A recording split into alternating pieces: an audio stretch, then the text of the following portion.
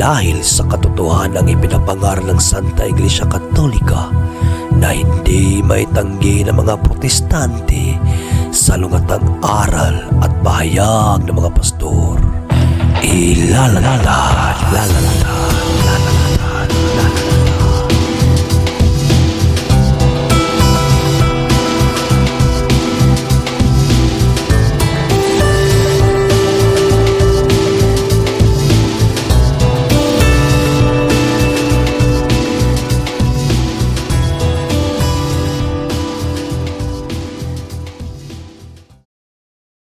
Card bag sauce in hand.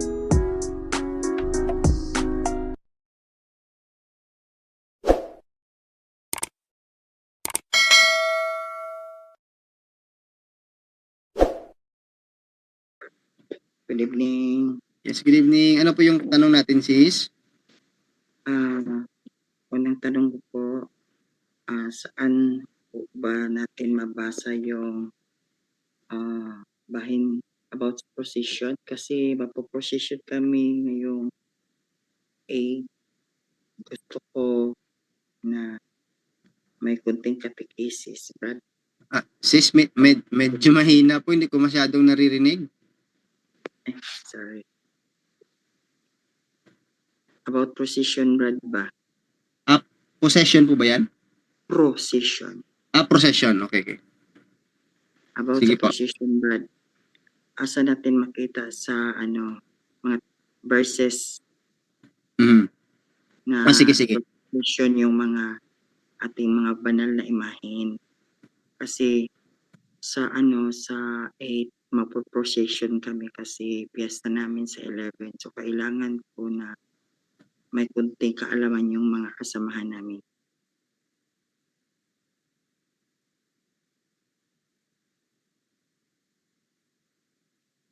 Sige, Mel. Hello. Brother Romel? Nawala yata si Brother Romel. Okay, sige sister. Ang tanong mo saan mababasa yung procession? Actually, marami naman sister, no, marami talagang procession na babanggit sa Bible, sa Old Testament, sa New Testament, pero ito na lang siguro isang talata lang para mabilis. Basahin mo sa The Living Bible, sister, ha? The Living Bible, Joshua 6:2 up to 9. Babasahin ko. Okay? Sabi dito, but the Lord said, The Living Bible translation to, sister, ha? Yes. But the Lord said to Joshua, Jericho and its king and all its mighty warriors are already defeated, for I have given them to you.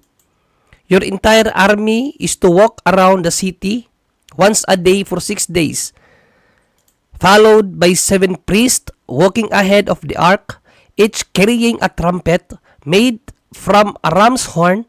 On the 7th day, you are to walk around the city 7 times with the priest blowing their trumpet. So, basically, ito ay utos ng Diyos kay Joshua na palibutan nila ang syudad ng Jericho, no, ng 7 beses, no, sa ikapitong araw. And then, when they give one long loud blast, all the people are to give a mighty shout. So, sa pangpitong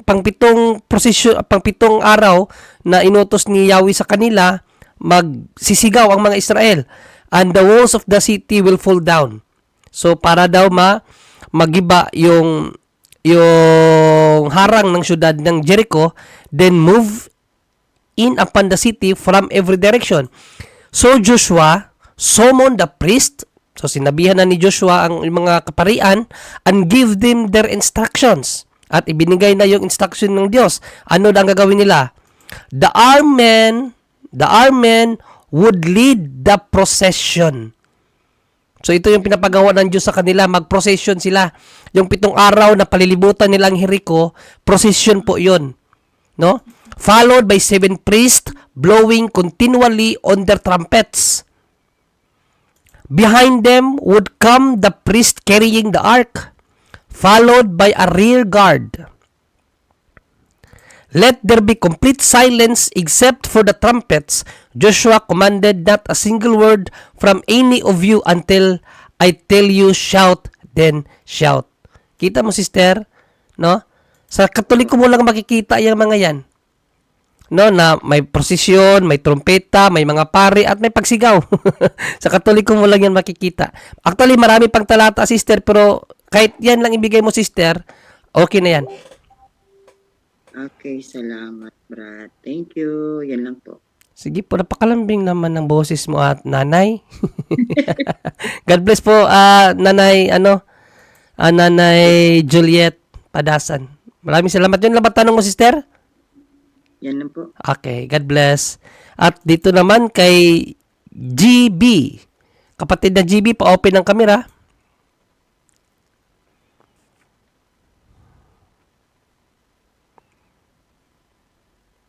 Yes, Sister GB? Yes, Sister JB? Yeah. Ay, nakanino Follow-up Aquino. lang po dun sa- Pwede pa hinaan yung sister, yung ano mo diyan, pahinaan mo yung volume ng iyong para hindi nagdodoble kasi ang Yan. Yan po, okay na? Okay na po. Sige po. Okay na po. Yung follow-up question dun sa nagtanong po kanina about sa procession, ano pong significance nun? Anong significance nun sa mga nagpro-procession? Kasi syempre dala-dala yung rebulto, di ba? So, ano yung value for the one doing the procession? Kasi if it's to honor lang naman yung saint or something, pwede naman gawin sa simbahan po yun. You know, I'm asking kasi I really need to understand kasi like nakwento ko na bago nga lang ho akong Catholic and I want to understand kasi gusto ko rin sumali sa procession. Sabi sa akin nung one time, pag nagpro-procession ka, para kang nagpe-penitensya. So, is that yung tama? I have actually two questions. One's about the procession, another one's about the Bible. Okay. So ano ang significance? Po yung halaga ng pagsasama ng procession? Ano pong significance and value niya? Yes. Firstly, sister, doing the will of God. Utos yun ng Diyos. Diba, binasa naman natin, utos ng Diyos yun, pinapagawa kay Josue at sa mga kaparian, gawin yung procession. Pagsunod sa utos ng Diyos, ano ba ang significance sa pagsunod sa utos ng Diyos? 1 Samuel 15:22. No? 1 Samuel 15:22, sister. Napakalaki po ang impact sa pagsunod natin sa Diyos kasi sabi po dito, obedience is far better than sacrifice. Ang pagsunod ay mas mahalaga kaysa pagsasakripisyo. Utos yun ng Diyos. Yung sa Josue, kung babalikan natin itong Josue, sister, no? Utos yan ng Diyos. The Lord said to Joshua, Jericho and its king and all its mighty warriors are already defeated, for I have given them to you. So defeated na ang Jericho. So dito sa 6 and 7, so Joshua summoned the priest and give them their instructions. Instruction to, anong gagawin? The armed men would lead the procession. So ang isa sa significance nito, victory. Victory. Dahil sa pagprosesyon nila na iyon, pagsigaw nila na iyon, natalo nila ang kanilang kalaban. But that's pertaining po dun sa event nung kay Joshua. Pero for this current, pong now, yung parang sa ating... pwede naman kasi nating ma-apply yun spiritually. No? Na dahil nakasunod tayo sa utos ng Diyos na pagprosesyon doon sa mga sa larawan ng mga banal kasi sabi kasi sa Bible, sister, kung babasahin natin ang Romans 13:7 to 8 or 13 ano ba 'yun? Romans 13:7, no? Basahin ko sa ano ba ang okay, so ito na lang sigurong The Living Bible na translation na lang. Sabi kasi dito, pay everyone whatever he ought to have. Pay our taxes and import duties gladly. Obey those over you and give honor and respect to all those to whom it is due. No? So parangalan daw ang dapat parangalan. Pagbibigay parangal din yan, sister. ang procession, pagbibigay parangal din yan sa mga heroes of faith natin. Kasi like David, yun pong Ark of the Covenant, in which yung Ark of the Covenant, nandun po yung bread of life, yung mana, na nakalagay sa Ark of the Covenant. Pronunciation yun ni San David para sa pagpaparangal sa Diyos. Actually, sinasayawan pa nga habang nagpo-prosesyon. So yung mga hindi makasama or hindi ayaw sumama sa procession, are they being disobedient and are they committing sin? Well, kung they are disobedient, kung intentionally ayaw talaga nila kasi hindi nila gusto ang posisyon, then disobedient yun. Pero may mga iba na hindi makasama dahil some reasons, so okay lang yun, hindi naman tayo pinipilit na sumama, no? Pero kung talagang intentionally ayaw nila kasi ayaw nila ang aral na yan, nakakapagod lang yan, wala naman yung halaga, so disobedient po yun. Tandaan po natin, ang procession, utos ng Diyos yan. Ang sabi ni St. Paul sa Romans 15:4, sa Romans 4:15, bigyan ko lang ng ano to, 4:15 ba yun? Or 15:4 yata, Romans 15:4, sister, no? Romans 15:4, ito po ang wika ni Apostol na San Pablo. These things that were written in the scriptures so long ago are to teach us patience, to encourage us, to that we will walk forward expectantly to the time when God will conquer sin and death. So yung mga nakasulat po sa banal na kasulatan, sister, isinulat yun para po tayo ay maturuan. So mahalaga po yun, utos ng Diyos yun. Magprosesyon. Sa Old Testament, sister, ang daming prosesyon na nangyayari.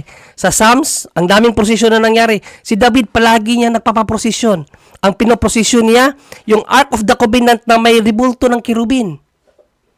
Yun po ang palaging pinoprosesyon dati. Then, mali ba ang simbahan? Nagayahin ang tradisyon na yan? Hindi, kasi utos ng Diyos yan. Sinabi niya kay Joshua, magprosesyon kayo. Ipauna yung mga pari, magtrumpeta kayo para matalo nyo ang kalaban. It's a sign of victory. Sign of obedience. Sign of ano pa ba ang napakaganda kaya ang aral ng prosesyon. Hindi lang nauunawaan ng iba. It's biblical. Hindi lang nila nauunawaan, sister. So yun pa ang significance. Victory, obedience, and then yung pagpaparangal, no? Pagpaparangal natin sa Diyos, sa mga santo, kasi kinakailangan talaga silang maprosesyon para maipakita ang kanilang ang kanilang tagumpay sa pagiging isang Kristiyano, sister. Kinakailangan makita ng tao. Kasi paano sila maipapakilala kung sa simbahan mo lang ilalagay? Di ba? Brother So, John Ray, yes, Brother Wendell. meron ka bang salin na Lexham Bible? Lexham. Sa Psalm chapter 42, verse 4. Lexham, Brother Wendell? Lexham Bible. Lexham Bible. Tingnan ko kung mayroon ba akong Lexham dito. Mabasa natin diyan na Wala this yan. I remember and I pour out my soul within me, that I would go with the multitude. I led them in procession to the house of God with a voice of rejoicing and thanksgiving, a crowd celebrating a festival. O so, procession yan sa kapistahan mismo.